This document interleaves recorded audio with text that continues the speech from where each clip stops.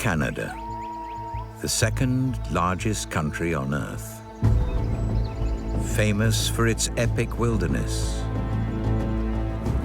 From the Rocky Mountains to the Great White North. Breathtaking, rugged, and immense. It's a rich and varied wonderland which supports some of North America's most iconic species. Theirs is a world of extremes. Their life at the mercy of the elements. Every season brings new challenges. It'll take strength and tenacity, courage and resilience, skill and good fortune, just to make it through a year in the wild.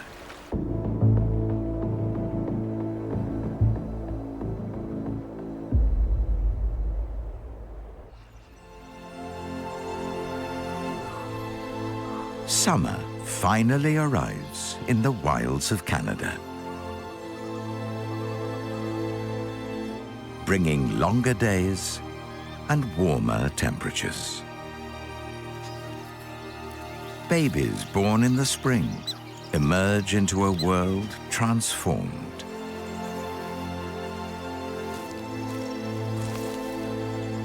The sunlight fuels an incredible surge of life, and the race is on to make the most of it.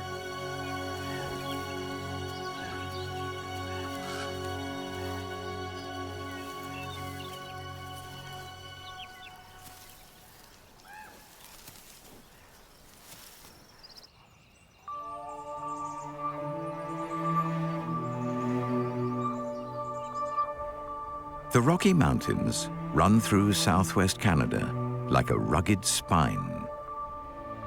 A land of long, icy winters and brief summers. Beyond the trees, a world of stony desolation prevails. This is the realm of the pika.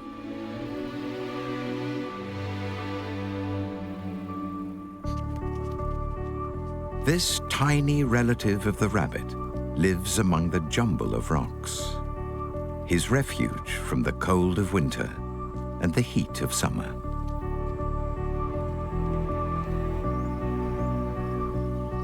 The slopes below are bursting with fresh growth, fueled by the July sun.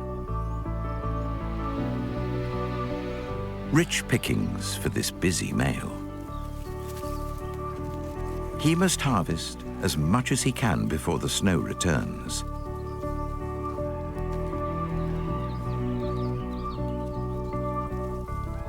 Each mouthful is ferried back to his rocky retreat and added to his growing store.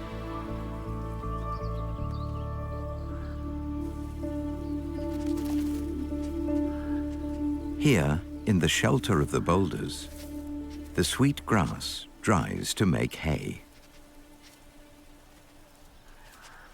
Food, which is key to his survival through the brutal winter.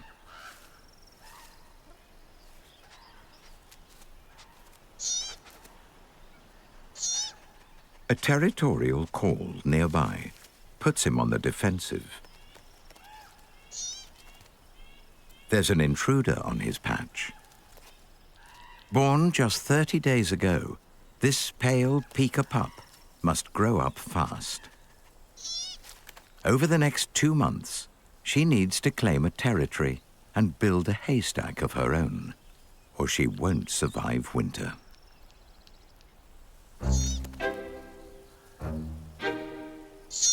Challenging an established male is a bad start. He runs in to defend his border. Scent marking the edge of his domain. She does the same. Boundaries established, it's back to work.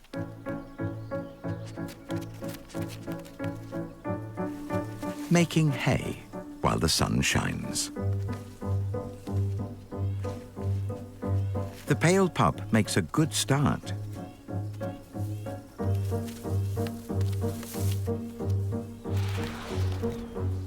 But her haystack is small and exposed, whilst the male's is vast.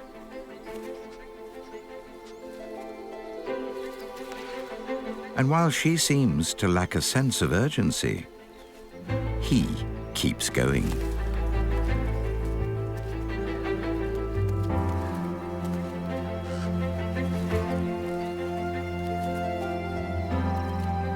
Every mouthful of grass could be the difference between life and death once winter sets in.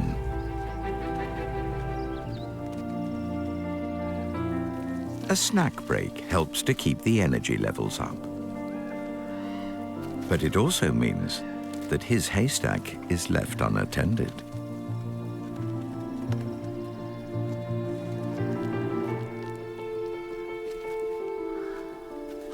The pale pup quickly cashes in and raids the larder of the hard-working male. The longer he's away, the more she takes.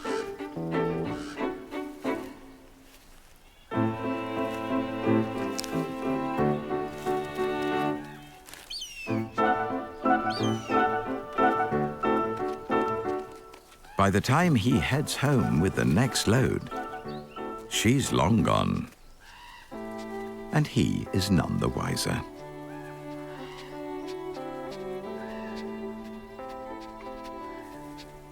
The pale pup has no one to guide her, but with guile and quick thinking, she's learning to shape her own destiny.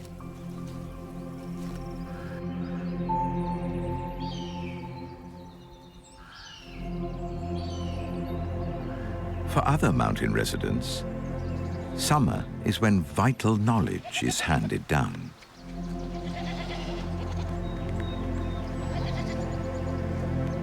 Every year, mountain goat kids follow their mums on an epic journey.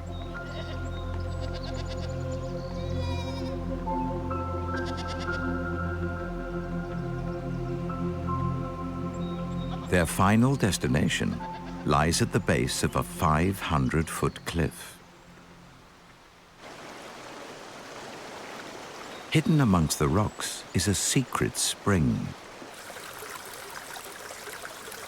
rich in precious minerals the goats need to stay healthy.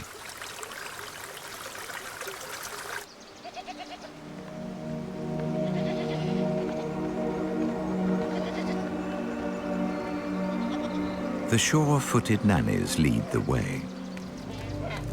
They make this journey every year. But it's a steep slope for a first-timer. Put a foot wrong up here, and it could be deadly.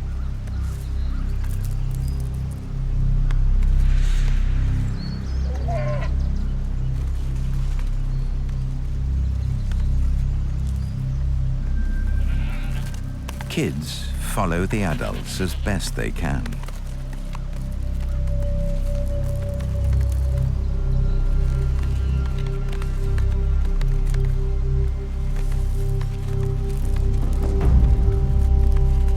The nannies have had years to hone their climbing skills, but the kids are still learning. There's no room for error.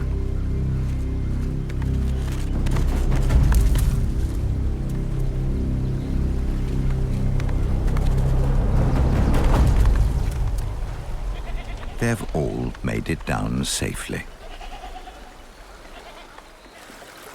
This mineral-rich water is an important pick-me-up after a bleak winter diet. But with hungry bears and wolves nearby, they can't stay long. Dominant goats jostle for position.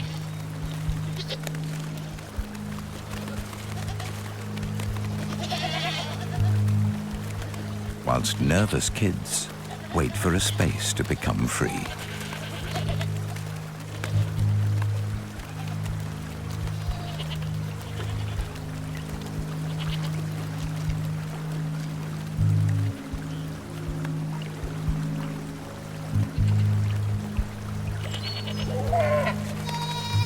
Once they've had their fill, the goats head back to safety.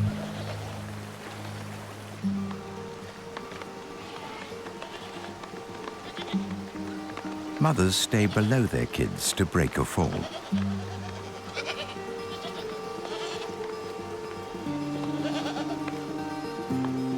But a straggler has to find his own way.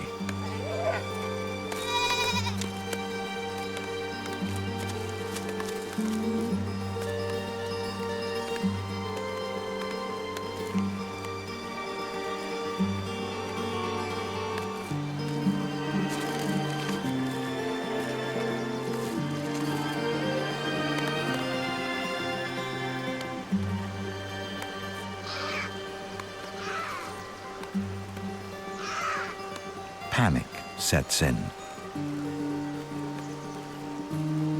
And in the rush to rejoin his mother, this kid makes a terrible mistake.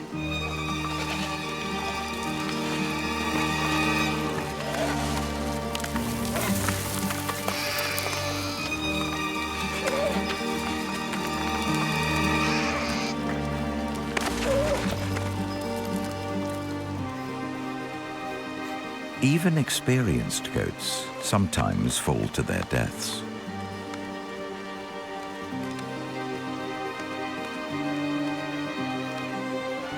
But somehow, this little one has survived.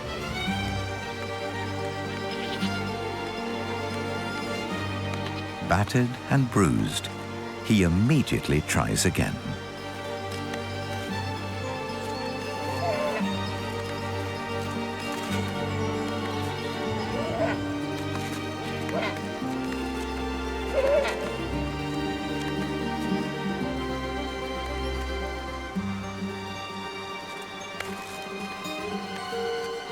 This time, he makes it back to Mum. He's escaped death by the narrowest of margins. But his future is still uncertain. In the Rocky Mountains, there are deadly drops round every corner.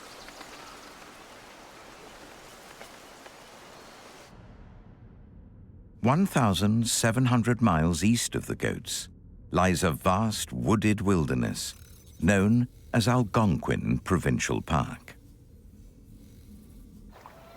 Every summer, 130 species of birds gather here to breed, including 5 types of woodpecker.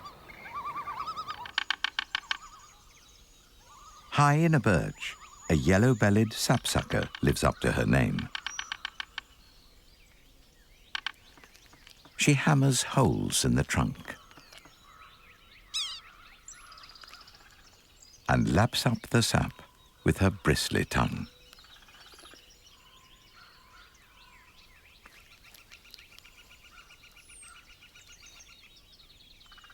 It's a vital source of energy, which other birds are keen to exploit. With the coast clear, a ruby-throated hummingbird takes his chance.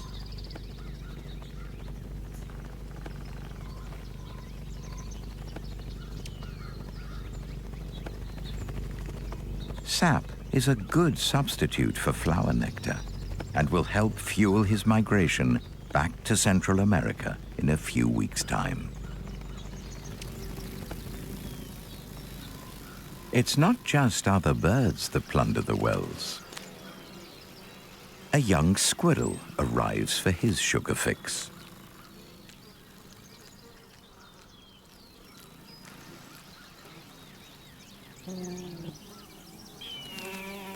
And when he's finished, the insects move in.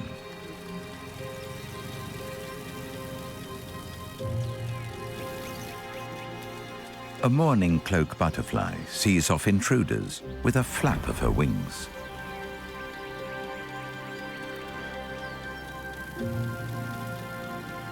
But these wells are also a death trap.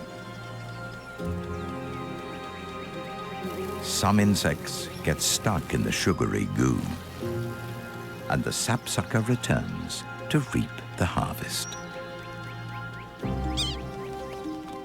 A few feet below, her red-throated mate does the same.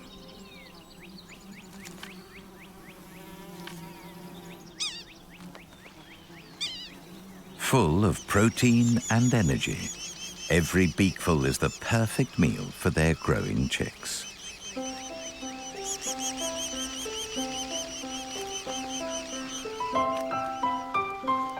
Picking off insects makes feeding time effortless.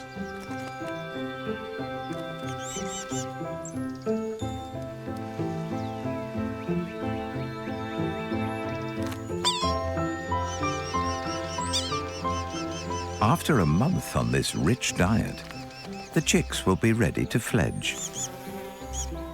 And when they do, they'll have a living larder on the doorstep.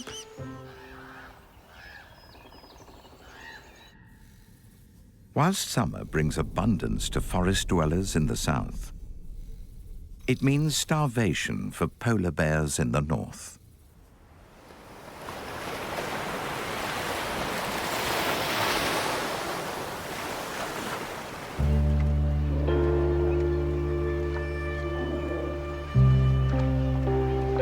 This mother and her 2 cubs came off the ice in June, and they may not eat again until November.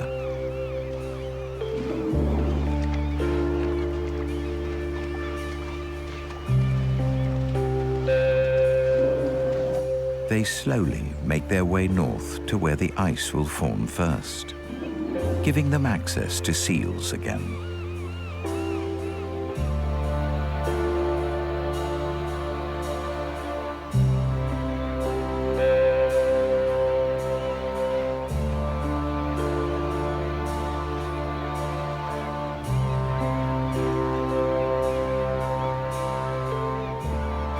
The inquisitive cubs inspect the Ithaca, a freight ship wrecked during a huge storm in 1960.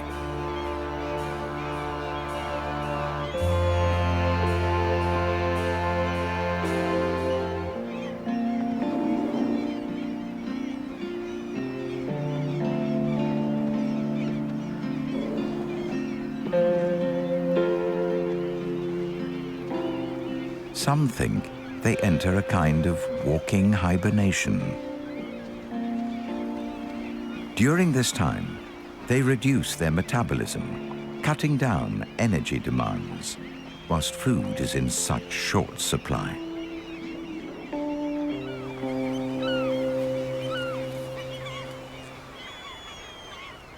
Every summer, this coast is home to around 1,000 polar bears, each one slowly starving.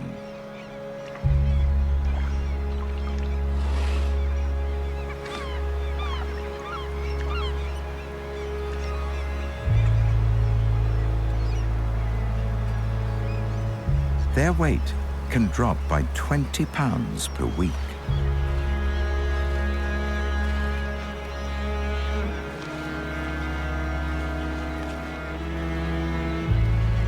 So they pick at anything they can find.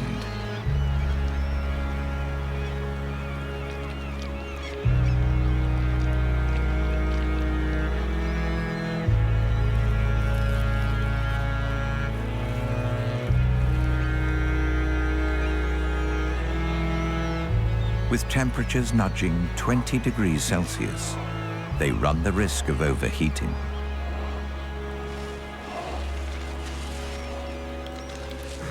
To help keep cool, some lie in wet kelp,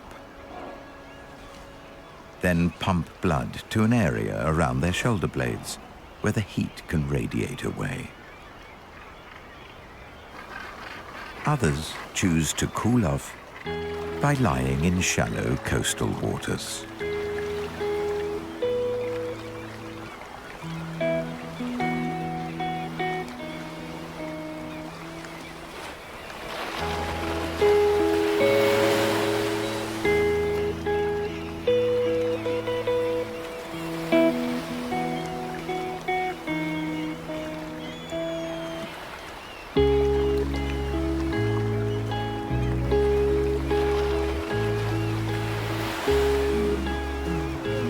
Days are long. So a mother bear keeps her cub entertained by playing tug of war with an old discarded fishing line.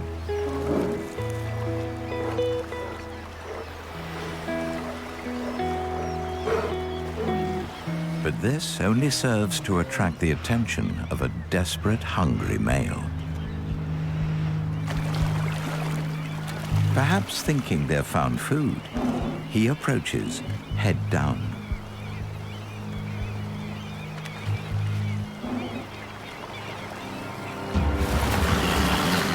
Growling and snorting, she attacks. He knows better than to pursue and quickly retreats. As summer continues, bear numbers increase and tensions start to rise. With so little food around, these confrontations waste valuable energy and seem to achieve little.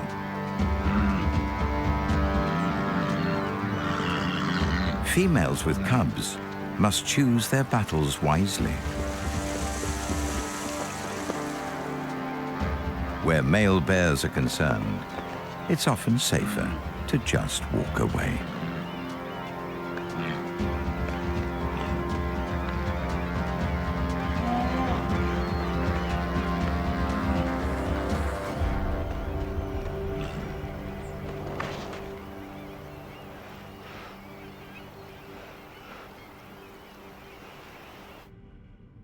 "900 miles due east of the bears, on the treeless tundra of northern Quebec, animals will soon face an enemy they can't ignore. These barren lands are home to the Leaf River caribou. In summer, there's ample food for bulls and growing calves alike. But these halcyon days don't last long. Shallow pools of meltwater dot the land. For the caribou, this is where the nightmare begins. A multitude of mosquito larvae writhe in the water, feeding, growing, until they're ready to emerge.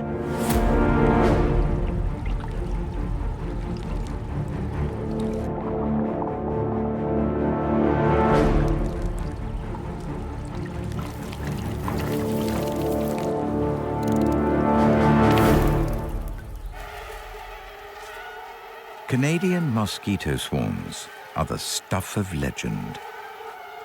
Every summer they're emerging earlier and living longer.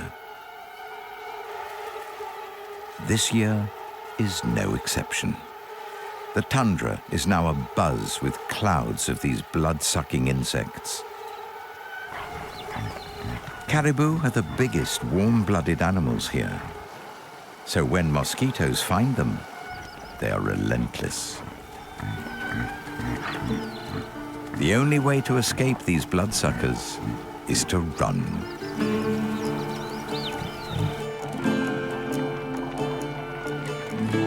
Caribou herds gather and flee to the high ground, where cooler temperatures and stronger winds bring them some respite.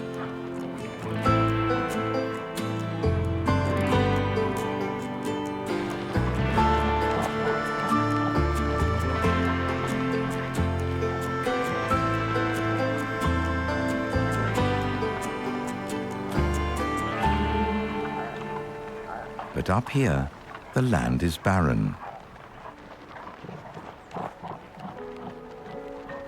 There is little quality food.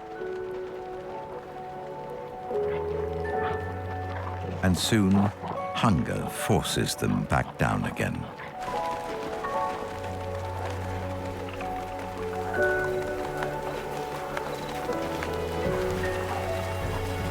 A caribou can lose 3 pints of blood to mosquitoes in summer. And with less time for eating, they lose weight when they should be getting fat for the coming winter.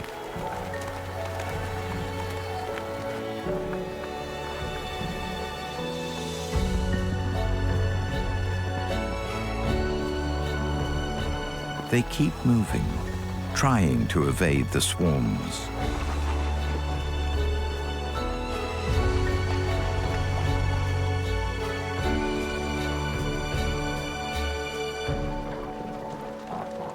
Their flight brings them to the banks of the Leaf River.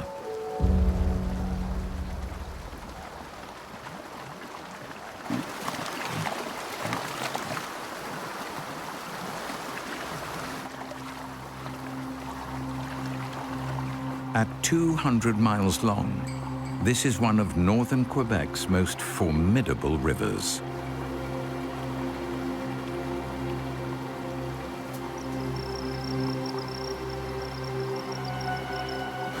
With over half a mile of fast-flowing water to cross.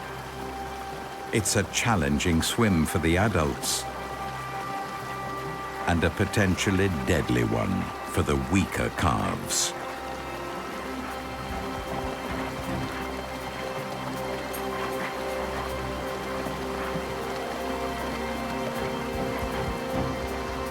The driving river forces them downstream, making the swim even longer.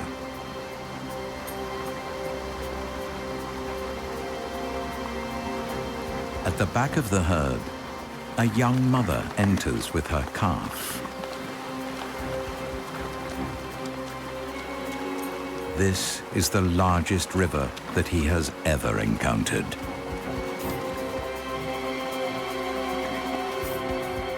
Up ahead, the other caribou are struggling as powerful eddies surge around them.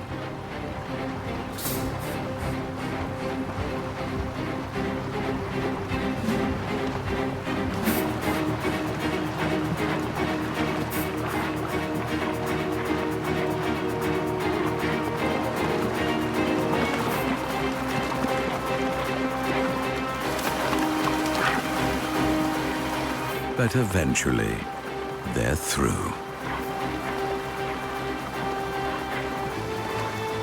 But this mum and calf are lagging behind. And now they have no protection from the current.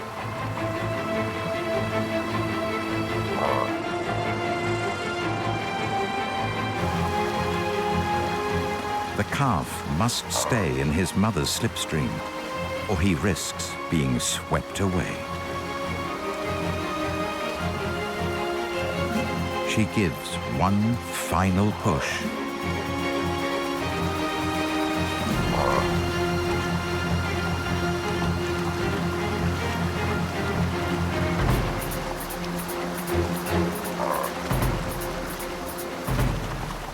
And they've done it. There's no time to rest.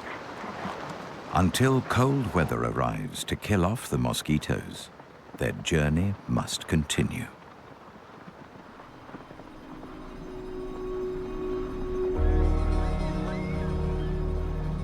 Back on the shores of the Hudson Bay, a polar bear family are close to journey's end. In the last month, they've traveled over 200 miles. From south of Warpask National Park to the mouth of the Churchill River.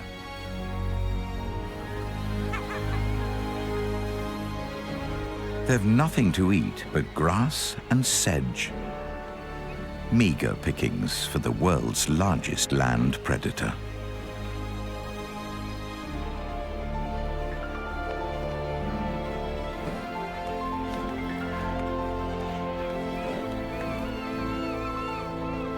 The seals they crave are hundreds of miles away. And they can't go hunting until the bay freezes over.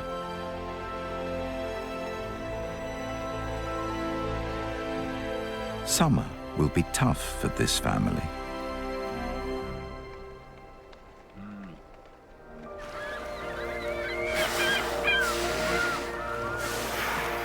Whilst the hungry bears wait for the sea ice to return, other ocean creatures take advantage of its absence.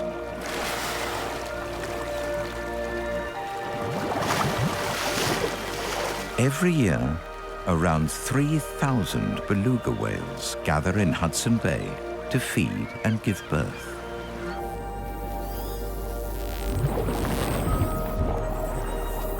They form tight-knit pods while their babies learn to swim.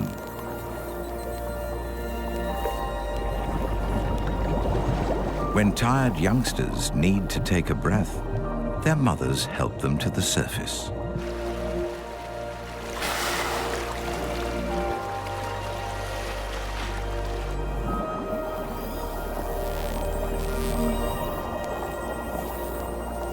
When the babies are strong enough, they'll follow their parents back to their feeding grounds in the Arctic Ocean.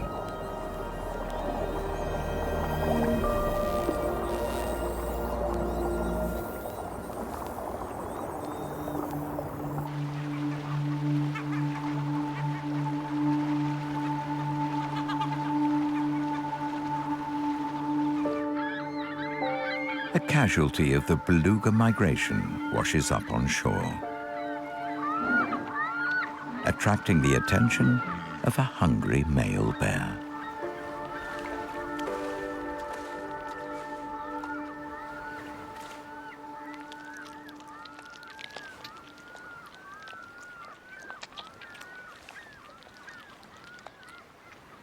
So far, he's had the carcass all to himself.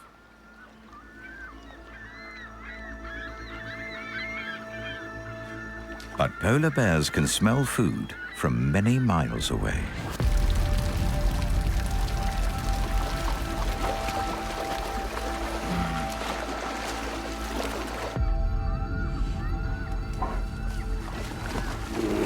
And they're starting to home in.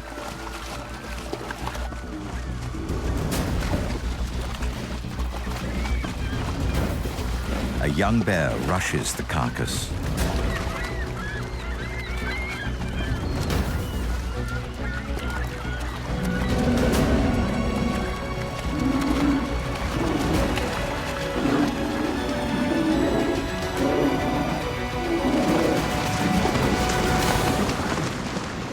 And is quickly and aggressively put in his place.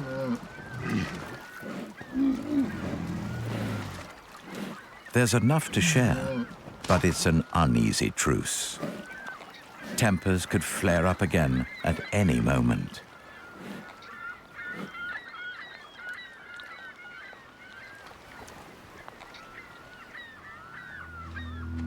The smell of flesh has also attracted a mother bear.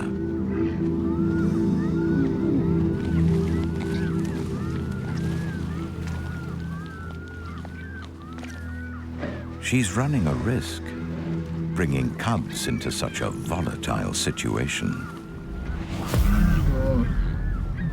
But she's been biding her time long enough. As soon as one male retreats, she advances.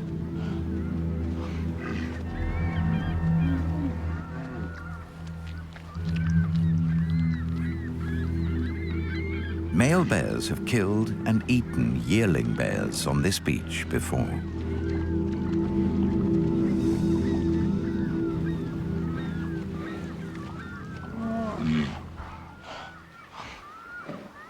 And soon, there's another one to contend with.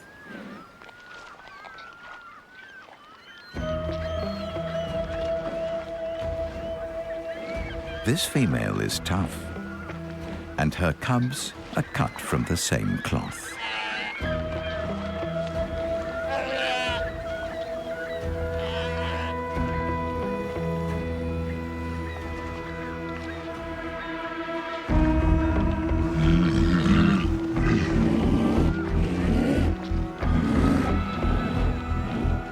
None of them want to share with another bear.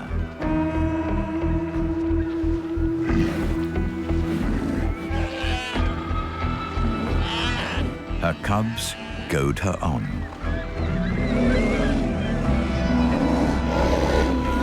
And finally, their mother's had enough.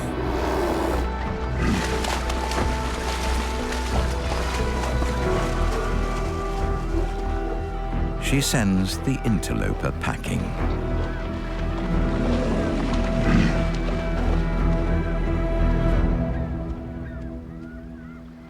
It's a good meal, but scavenging is nothing more than a stopgap. If this family doesn't get another lucky break, this might be the last food they have until the bay freezes over and they can go seal hunting again.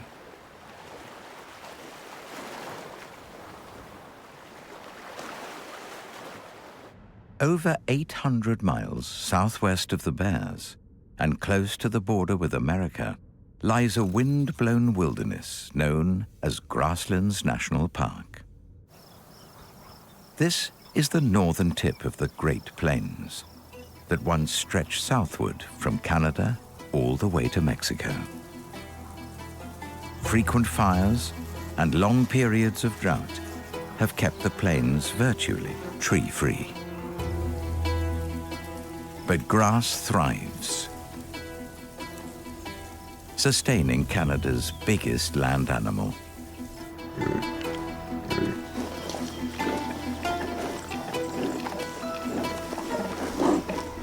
Up to 30 million bison once roamed North America. Today, there's fewer than 30,000. Most were slaughtered for their tongues and their hides when American settlers moved onto the plains.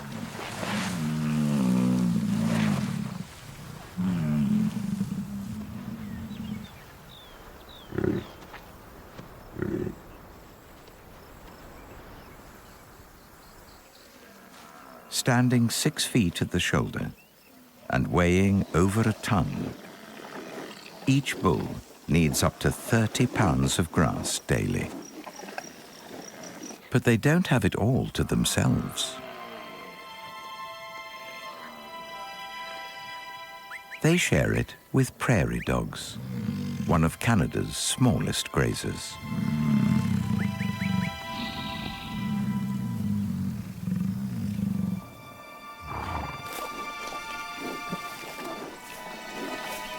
Weighing about 2 pounds, an adult prairie dog is 1,000 times smaller than a bison.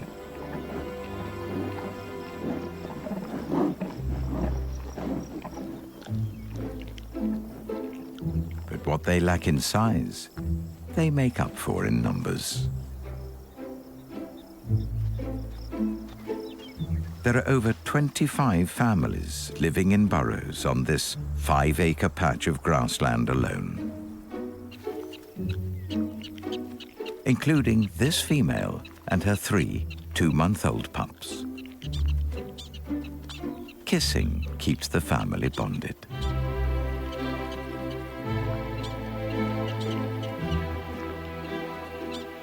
Out here, danger can come from any direction. So in this town, they all watch each other's backs.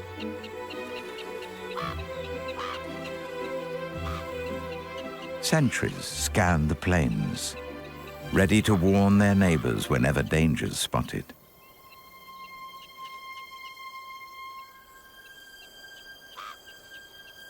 With long days, it's easy to let down your guard. So prairie dogs regularly remind their neighbors to stay alert. A call, known as the jump yip, spreads through the town like a Mexican wave. And soon it reaches the pups.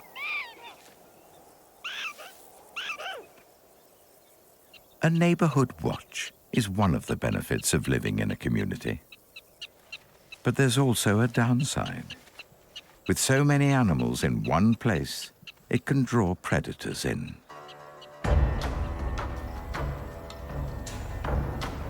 American badgers have been spotted. The siren sounds.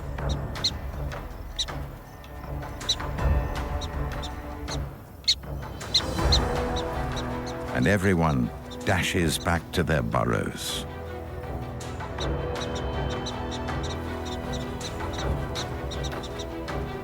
But badgers can dig prairie dogs up.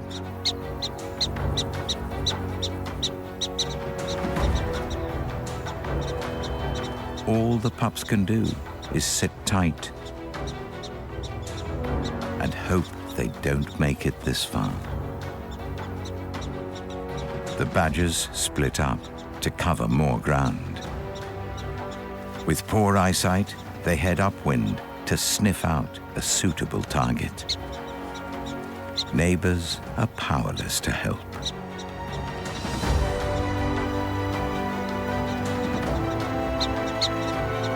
The badger digs and nets himself a meal.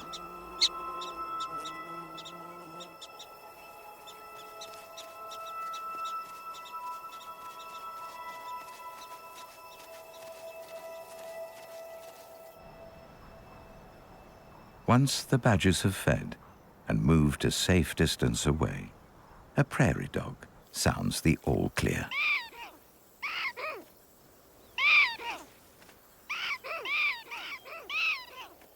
And life in town quickly returns to normal.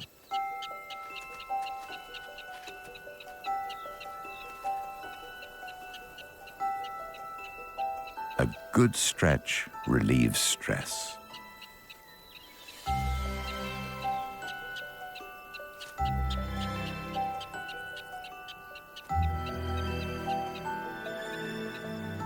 And with sentries back on duty, the pups can get back to cuddling mum.